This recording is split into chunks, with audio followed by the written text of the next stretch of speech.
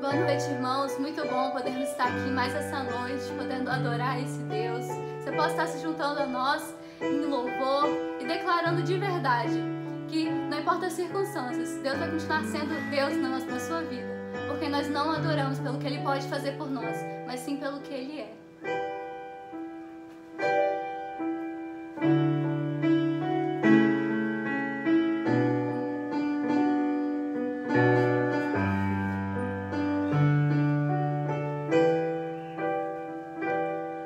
Minha fé não está firmada nas coisas que podes fazer. Eu aprendi a te adorar pelo que és. Dele veio sim o amém, somente dele mais ninguém. A Deus seja o louvor.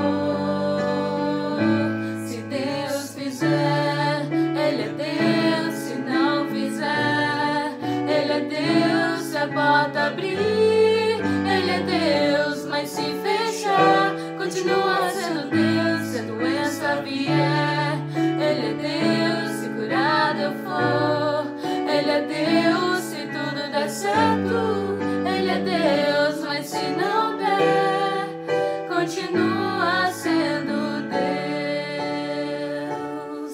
Minha fé não está firmada nas coisas que podes fazer. Eu aprendi a te adorar pelo que és. Dele veio sim o amém, somente dele mais ninguém. A Deus seja o louvor. Se Deus fizer, Ele é Deus. Se não fizer, Ele é Deus. Se a porta abrir, Ele é Deus. Mas se fechar, continua sendo Deus. Se a doença vier, Ele é Deus. Se curado eu for, Ele é Deus. Se tudo der certo, Ele é Deus. Mas se não der, continua sendo Deus. Não adoro pelo que Ele faz, eu adoro pelo que Ele é. Haja o que houver, sempre será Deus. Não adoro pelo que Ele faz, eu adoro pelo que Ele é. Haja o que houver, sempre será Deus. Se Deus fizer, Ele é Deus. Se não fizer, Ele é Deus. Se a porta abrir, Ele é Deus. Mas se fechar, continua sendo Deus. Se a doença vier, Ele é Deus. Se curado eu for, Ele é Deus. Se a tudo der certo, Ele é Deus. Mas se não der, continua sendo Deus.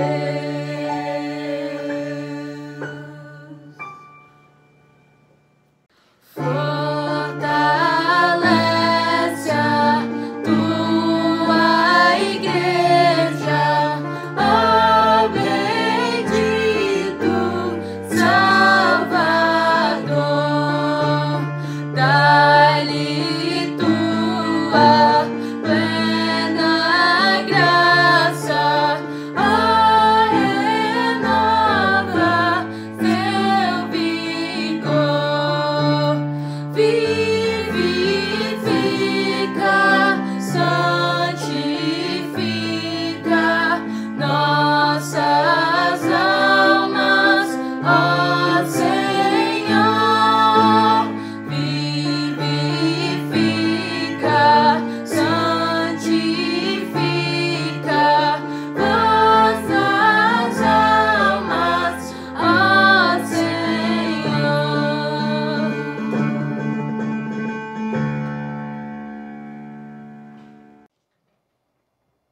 Meus irmãos, uma boa noite a todos vocês que estão nos assistindo.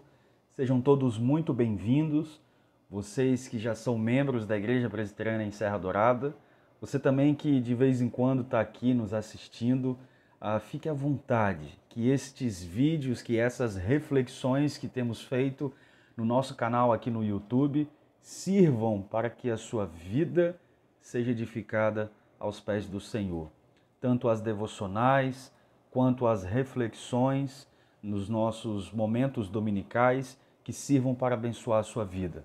Nós estamos vivendo numa série, ouvindo uma série de mensagens, e eu falo vivendo porque eu creio que essas mensagens a respeito dos salmos de peregrinação têm abençoado a vida de muitas pessoas, a ponto de nos colocarmos na vida daqueles leitores dos salmistas, tanto de Salomão, quanto de Davi, quanto dos homens que compuseram estes salmos. Portanto, nós estamos passando por esse período analisando, estudando, ouvindo, meditando a respeito dos salmos de peregrinação, os salmos de romagem. E hoje nós vamos, pela noite, ouvir, aprender a respeito do Salmo 131. Hoje pela manhã nós ouvimos a respeito do Salmo 127, quando o salmista Salomão nos convida a libertar-nos de toda a preocupação que está dentro do nosso coração e a depositarmos a nossa confiança unicamente em Deus, em nosso Salvador. O Salmo 131 de Davi, ele possui similaridades. Ele possui algumas coisas são muito parecidas com o que Salomão prega. Entretanto, aqui Davi ele vai apontar para a situação, aquilo que é central na vida do homem e que o leva a pecar, para o seu coração. Eu gostaria de estar falando com você nesta noite a respeito do tema Cultivando a Esperança.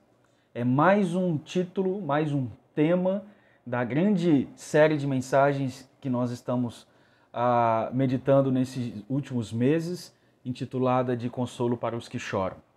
Portanto, pegue a sua Bíblia, pegue aí o seu celular, acompanhe conosco a leitura deste salmo. Ele é bem pequeno e a reflexão desta noite, creio eu, que vai falar muito ao seu coração. O Salmo 131 diz o seguinte: Senhor, não é soberbo o meu coração, nem altivo o meu olhar. Não ando à procura de grandes coisas, nem de coisas maravilhosas demais para mim. Pelo contrário, fiz calar e sossegar a minha alma. Como a criança desmamada se aquieta nos braços de sua mãe, como essa criança é a minha alma para comigo. Espera, ó Israel, no Senhor, desde agora e para sempre. Santo Deus, fale aos nossos corações, meu Pai, de forma como que o nosso coração não permaneça na inércia, no orgulho, meu Deus, conforme o salmista declara nos versículos iniciais. Mas que o nosso coração, meu Deus, permaneça apenas no Senhor. Com a humildade, meu Pai, que o Senhor nos ensina através do Teu Filho Jesus Cristo. Com a humildade em reconhecer apenas o Senhor como soberano, controlador, gestor e governador, meu Pai, das nossas vidas. E eu coloco a vida de cada um dos meus irmãos que estão me ouvindo agora nesta noite, em nome de Jesus Cristo. Amém. Viktor Frankl, um neurocirurgião e um psiquiatra austríaco muito famoso, narra com muita maestria nos seus escritos uma das cenas mais tristes da sua vida, quando ele viveu preso em Auschwitz e Dachau, duas prisões, dois centros muito famosos da época do regime do nazismo, na década de 30 e 40, na Europa Ocidental. E ali ele começa a encontrar situações no seu dia a dia que merecem ser contadas para que as pessoas tenham em mente o grau, a profundidade e o desespero do que é, o tamanho do desespero que é viver naqueles lugares. Ele descreve então o frio, ele descreve o medo, a dor, a quantidade de insetos que tinha nas celas, a exaustão. Mas ele disse em seus escritos que ele nunca desistiu, de que ele apenas sobreviveu a todas aquelas mazelas, porque ele nunca perdeu a esperança. Interessante que, de um lado totalmente oposto a ele também descreve a vida daqueles prisioneiros quando eles perdiam a esperança. Os prisioneiros se recusavam a sair da cama, os prisioneiros recusavam-se a se vestir, a tomar um banho, fazendo-se de surdo aos amigos que tentavam ajudá-lo e às ameaças daqueles que o prendiam. Interessante que a esses que perderam a esperança, eles simplesmente ficavam deitados na cama até morrer. Perceba, meus queridos irmãos, que como a esperança ela é algo que é absolutamente essencial para nós, povo de Deus. Sem esperança, nós não conseguimos enxergar a luz no fim do túnel. Quando ela se enfraquece em nossas vidas, o resultado é sempre o mesmo, a fraqueza espiritual. Quando nós perdemos a esperança, nos sentimos fracos espiritualmente. Consequentemente, nos sentimos desanimados a enfrentar os desafios da rotina. Consequentemente, nos sentimos incapazes de viver, pois não há motivo, uma vez que nós não temos esperança nessa vida.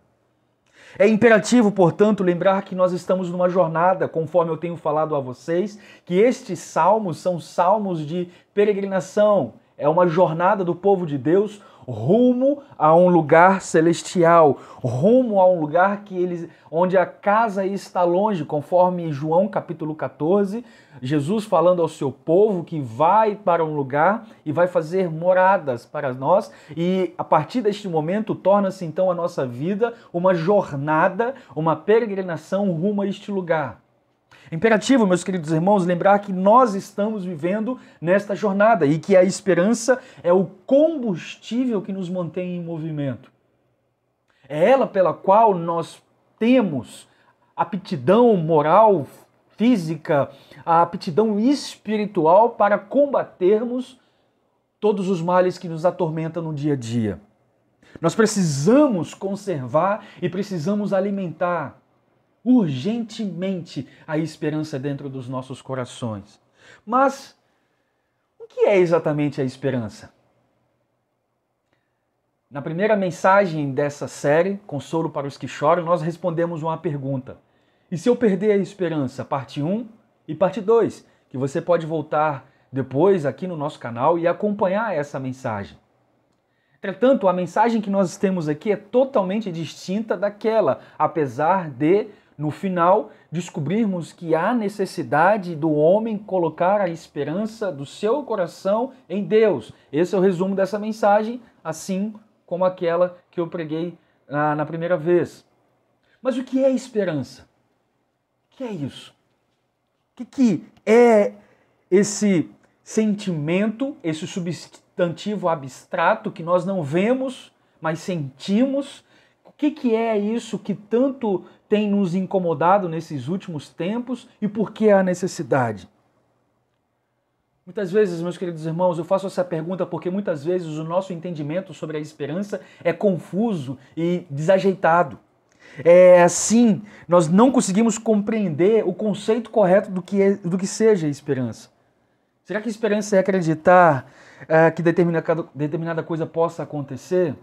Será que esperança é esperar que as coisas vão melhorar? Será que esperança é desejar alguma coisa contra todas as probabilidades? Será que esperança é manter uma atitude alegre a despeito de todas as situações tristes pelas quais nós vivemos? Não. Esperança não é nada disso.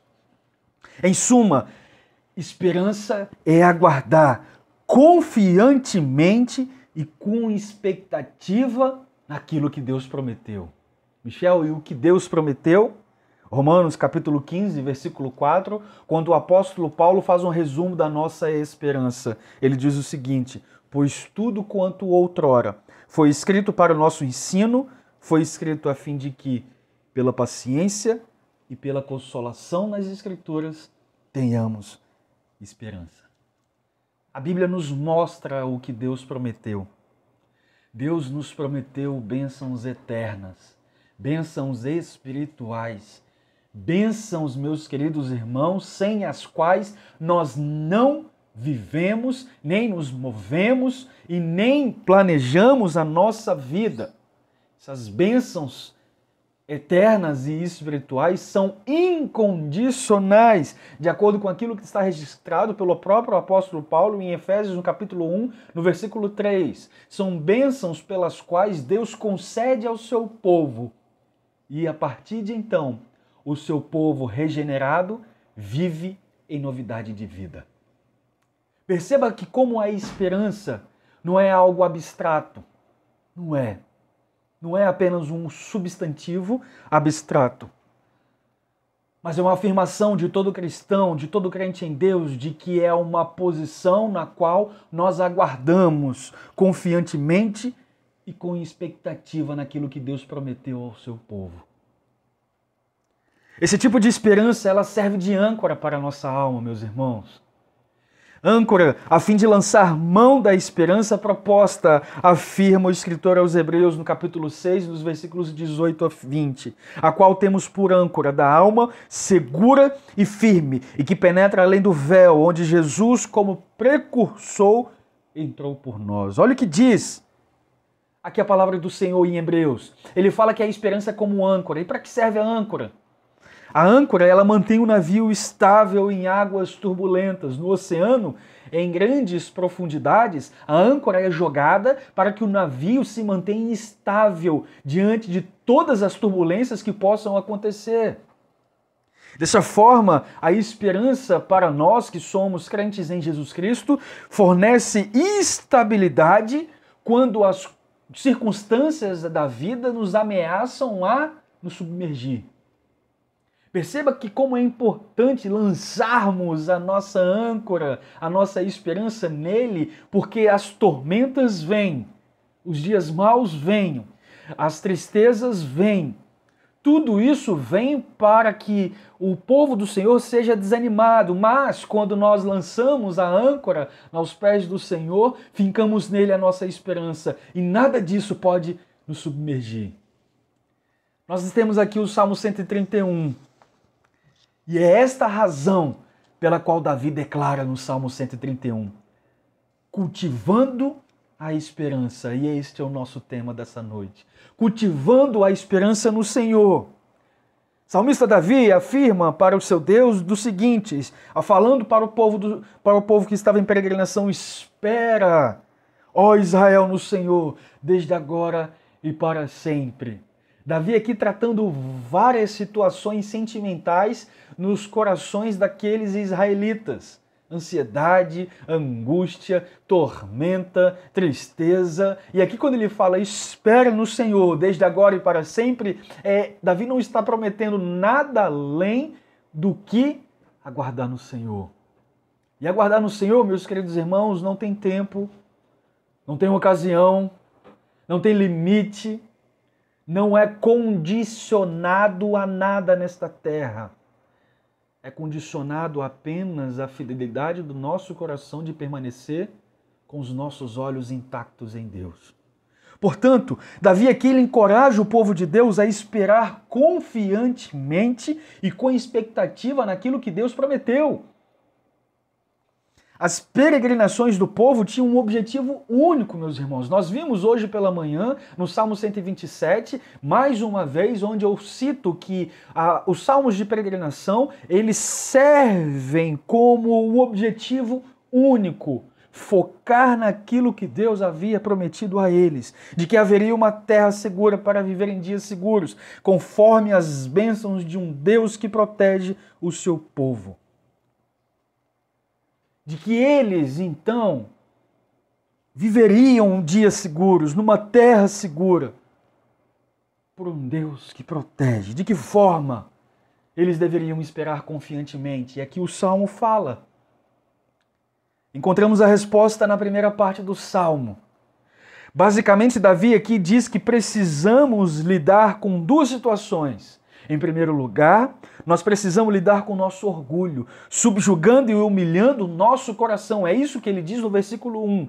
Em segundo lugar, nós precisamos lidar com a providência de Deus, acalmando e sossegando a nossa alma. E é isso o que ele diz no versículo 2. É impossível, meus queridos irmãos, esperar com confiança e expectativa naquilo que Deus prometeu, quando o nosso coração está cheio de orgulho e atribulado. E aqui Davi pede justamente que lancemos fora de nós o nosso orgulho e a falta de sossego que há dentro do coração. A promessa do Salmo 131, meus queridos irmãos, é que quando acalmamos o coração, o Senhor desce sobre nós tudo aquilo que Ele nos prometeu, tudo aquilo que Ele tem separado para cada um de nós. Porque há esperança renovada dentro do coração quando focamos no Senhor. O grande desafio da nossa peregrinação aqui na terra é cultivar justamente essa esperança pela qual o salmista está afirmando. Então, lendo com carinho para o Salmo 131, nós descobrimos a maneira correta de acalmar o coração e renovar o nosso ânimo. De que forma o salmista faz isso? Aqui fica então duas aplicações para as nossas vidas, apenas duas, para que nós aprendamos com esse texto sobre acalmar o coração e subjugar a nossa confiança no Senhor. Em primeiro lugar, meus queridos irmãos, necessitamos desesperadamente, conforme o versículo 1 fala, subjugar e humilhar o nosso coração. Olha o que diz o versículo 1. Senhor, não é soberbo o meu coração e nem altivo o meu olhar.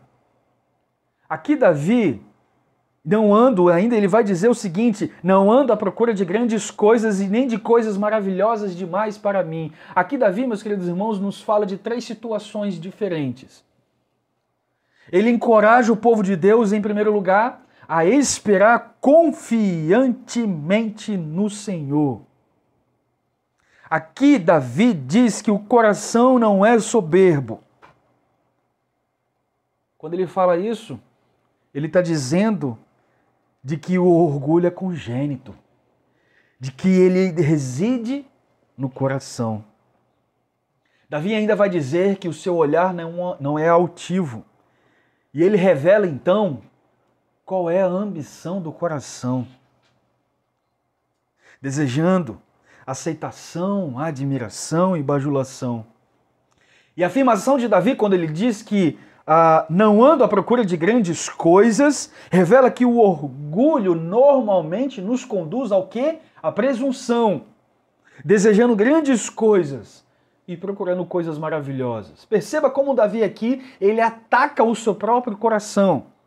No final das contas, meus queridos irmãos, o que Davi está querendo nos dizer é que o orgulho é o pior de todos os pecados. Dois exemplos para que você perceba de como o orgulho é o pior dos pecados. Em primeiro lugar, Satanás se rebelou porque queria ser igual ao ser de Deus. Orgulho.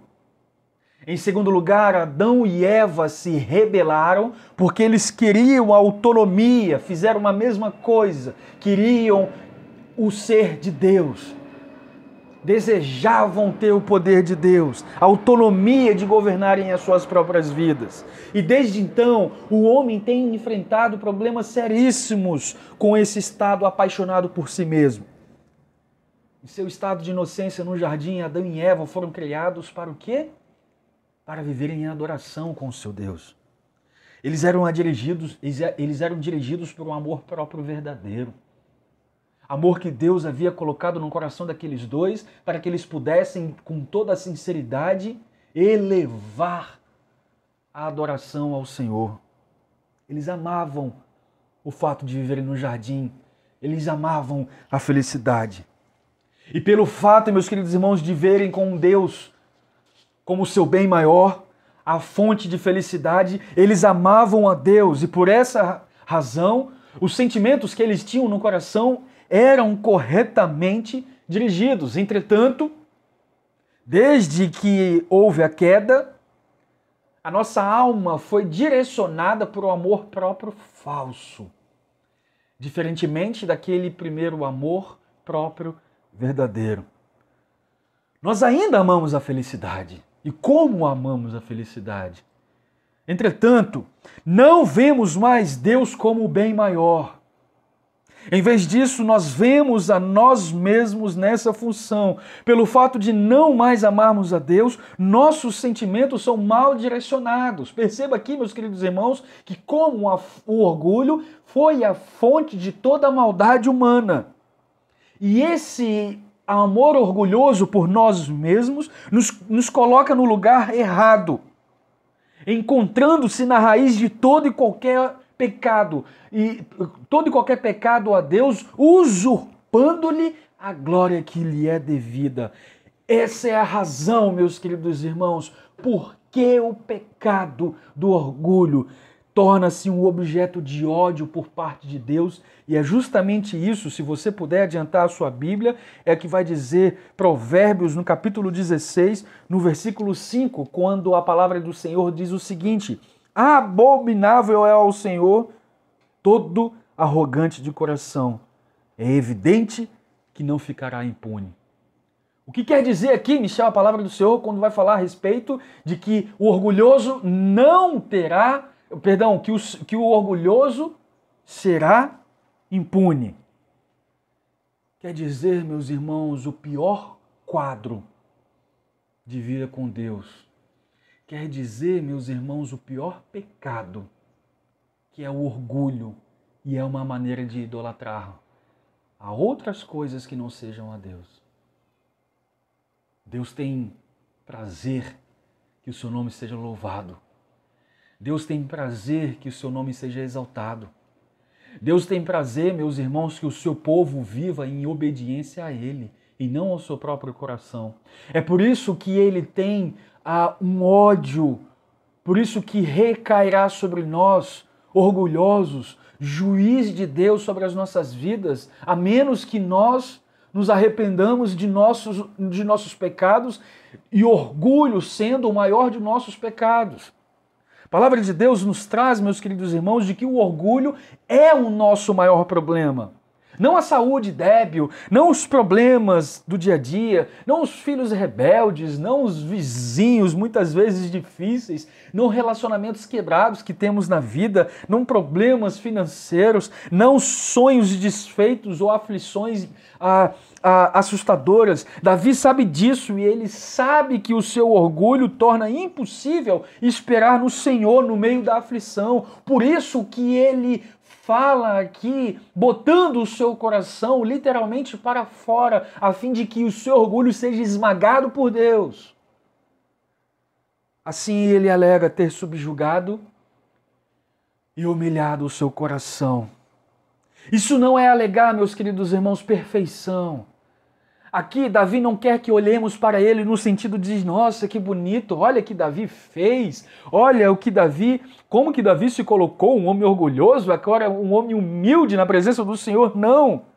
Mas aqui Davi está mostrando como devemos ter um reconhecimento, uma busca, reconhecimento da nossa busca sincera da humildade. Davi quer mostrar aos peregrinos e a nós também, que somos peregrinos neste tempo, de como uma busca sincera a Deus por humildade exalta o ser de Deus. Um teólogo famoso que viveu entre os séculos 17 e 18, Jonathan Edwards, afirma o seguinte: humildade é um hábito da mente e do coração, em harmonia com nossa comparativa indignidade e vileza diante de Deus, ou um senso de nossa própria miséria diante dele, com a disposição de agir de forma adequada a isso. Perceba, meus queridos irmãos, de que como Davi aqui, ele está colocando o seu orgulho para fora, se reconhecendo diante do Senhor e passando a analisar a sua vida diante de uma perspectiva humilde e não orgulhosa. Nós reconhecemos que temos pecado contra a graça de Deus e a misericórdia do nosso Senhor e que estamos desprovidos de virtudes morais adequadas que nos recomendem a Deus. Em decorrência disso, meus queridos irmãos, nós nos tornamos cientes da nossa completa dependência dele. A humildade faz isso conosco. A humildade provém de uma compreensão bíblica de que nós somos e de quem Deus é. É o que nos conduz à absoluta submissão e absoluta dependência de Deus. Um outro teólogo de séculos passados, chamado de John Owen, diz o seguinte: é humilhar nossa alma diante da lei da providência de Deus em todas as suas dispensações. Humildade é isso. Prostrar-nos diante da sua soberania, sabedoria, justiça, bondade, amor e misericórdia. É aquilo, meus queridos irmãos, que o apóstolo Paulo vai nos dizer em Filipenses, no capítulo 4, no versículo 11, quando ele diz o seguinte: aprendi a viver contente em toda e em qualquer situação. Aqui o apóstolo Paulo está clamando para a igreja em Filipos de que valeria a pena viver com uma vida subjugada ao seu Senhor. Ele precisou aprender a viver contente, porque isso era contra a sua natureza. Isso era contra o seu orgulho. E dessa mesma forma, meus queridos irmãos, nós precisamos desesperadamente a subjugar o nosso orgulho e assumir a nossa humilhação diante de Deus, a fim de que o nosso coração seja subjugado à sua vontade. Como é difícil, meus irmãos, realizar isso.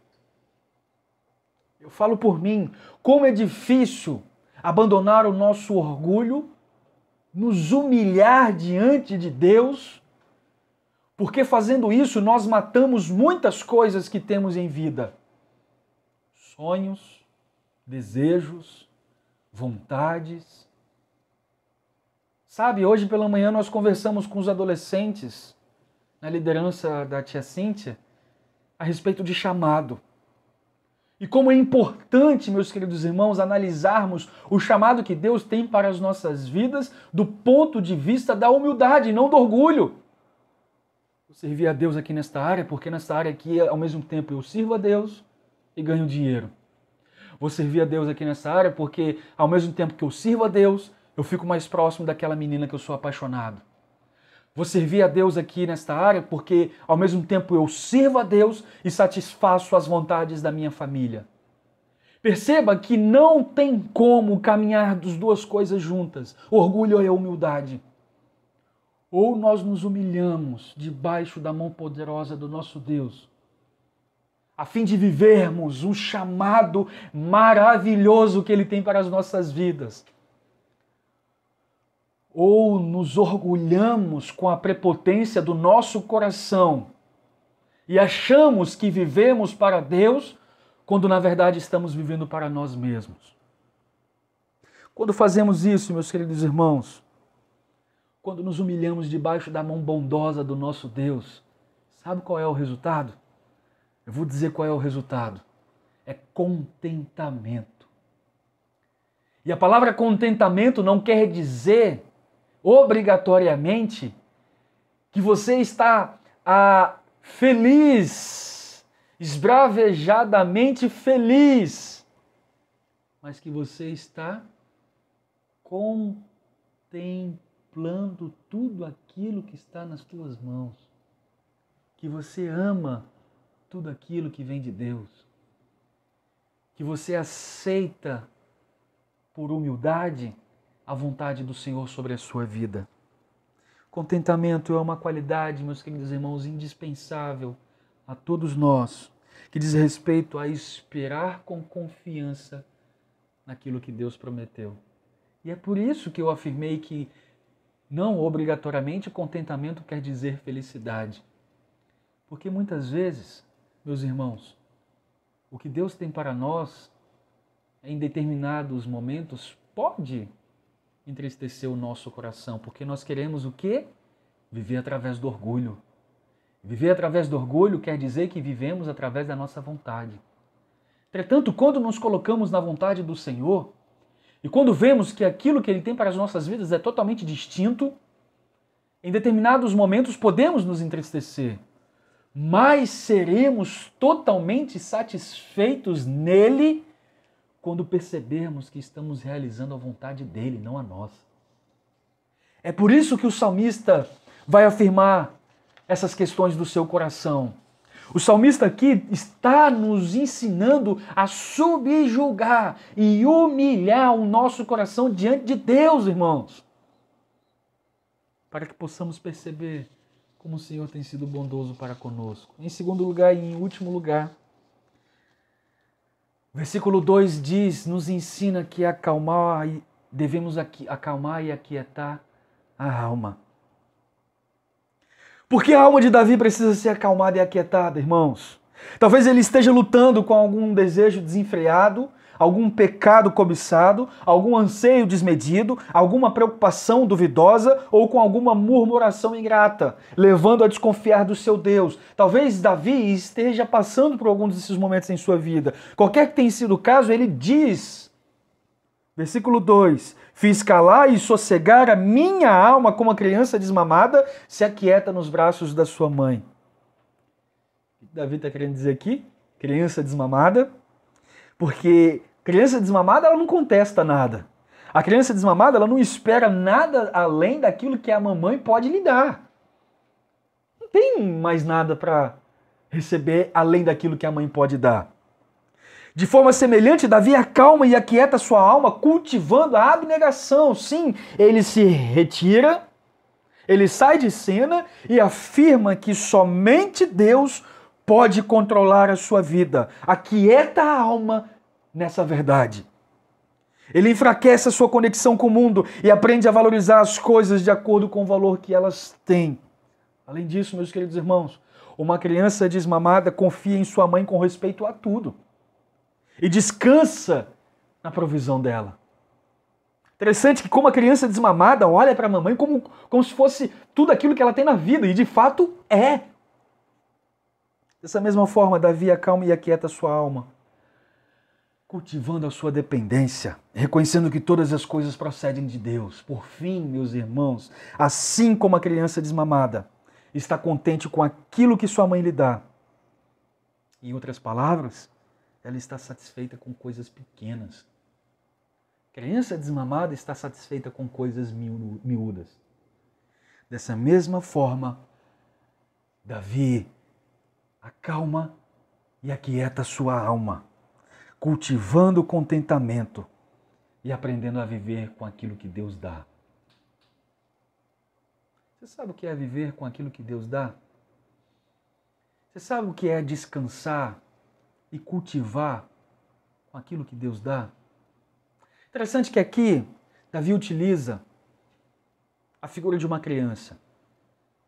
Se você for lembrar no Novo Testamento, lá em Mateus, no capítulo 18, Jesus vai utilizar também a figura de uma criança. Talvez nós podemos confundir criança com ser infantil. Não, aqui tem situação diferente. Quando nós não sabemos o que de fato tenha estimulado a pergunta dos discípulos quando eles perguntam para Jesus Cristo, no versículo 1 do capítulo 18 de Mateus, quem seria o maior no reino dos céus? Nós não sabemos o que tem estimulado. Entretanto, meus queridos irmãos, Jesus usa no versículo 3, dizendo o seguinte: em verdade vos digo que se não converterdes e não vos tornardes como crianças, de modo algum entrareis no reino do céu. O que Jesus está querendo dizer aqui? Justamente separar aqueles que são do reino com aqueles que não são do reino. E para isso ele utiliza a figura de uma criança. Mas não confunda ser criança com ser infantil. Ser infantil quer dizer ser imaturo. E sobre a imaturidade cristã, a Bíblia nos adverte para que não sejamos infantis na maneira como pensamos ou nos comportamos. É o que diz lá em Mateus, no capítulo 11, no versículo 16. Aqui, Jesus está dizendo que nós devemos ser como crianças, porque chama a atenção de seus discípulos para o fato de as crianças dependerem totalmente dos adultos para sobreviverem. Não pensem, meus queridos irmãos, que aqui Jesus está apontando para as crianças como elas são inocentes. Nós sabemos que o pecado atingiu toda a raça humana. Minha filha mais nova tem 2 meses, a Maitê. Dói o meu coração olhar para a Maitê e saber que ela foi concebida em pecado, como o salmista Davi narra. Apesar de não viver na prática do pecado, mas que há concupiscência dentro do seu coração. Assim como as crianças têm. Jesus não está inocentando e falando que entraremos no reino dos céus por causa da inocência das crianças. Não! Entraremos no reino dos céus porque, para entrarmos no reino dos céus, precisamos depender unicamente de Deus, assim como as crianças dependem dos adultos. Jesus está nos dizendo que precisamos nos livrar de todo e qualquer desejo de grandeza e admitir como crianças, meus queridos irmãos, que precisamos depender de Deus para todas as coisas. Ou seja, precisamos nos humilhar diante de Deus. É isso que Davi aqui está reiterando. É isso que Davi aqui está levantando para o seu povo. Precisamos firmar nossa mente, meus irmãos, nessa verdade. Deus é um Pai que nos ama e que tem o melhor para nós. Nós acalmamos e aquietamos o nosso coração quando nos submetemos à sua vontade, com respeito às condições presentes e quanto aos acontecimentos futuros. Não sabemos o que vai acontecer e por isso descansamos no Senhor. Eu gostaria de concluir, meus queridos irmãos, essa mensagem, essa reflexão a respeito do Salmo 131, de que nós não conseguiremos esperar se não aceitarmos 2 verdades. Com respeito ao nosso orgulho, precisamos de um coração submisso e humilde. Com respeito à providência de Deus, precisamos de uma alma submissa e sossegada. Quando tudo isso está em ordem, a esperança vai servir de âncora para mim e para você, para que nossas almas, mesmo quando passarem pelas mais profundas águas da aflição, possam submergir. Eu comecei falando, meus irmãos, neste capítulo de que a esperança ela é fundamental para a nossa jornada para casa, para o povo de Deus. É justamente por isso que Paulo agradece lá em Colossenses, no capítulo 1, no versículo 4, quando ele vai falar para a igreja de Colossos de que ele ouviu sobre a fé deles em Cristo e sobre o amor deles pelos santos. E nessa oração de ação de graça aqui, Paulo está fazendo um teste seguro a respeito do crescimento espiritual. Não é crescimento intelectual, não é crescimento emocional, não é crescimento profissional, não. Crescimento espiritual. Paulo afirma que eles estão crescendo em amor e na fé, no versículo 5, por causa da esperança que está preservada nos céus. Que possamos transbordar, meus queridos irmãos, em amor, em fé. À medida que vivemos na firme expectativa de que Deus derramará as suas promessas sobre a vida do seu povo. Que Jesus te abençoe e te guarde. Que Jesus te livre de todo o mal. E que Jesus preserve dentro do seu coração a verdadeira esperança que podemos encontrar somente dele. Que o Senhor abençoe a sua vida em nome de Jesus.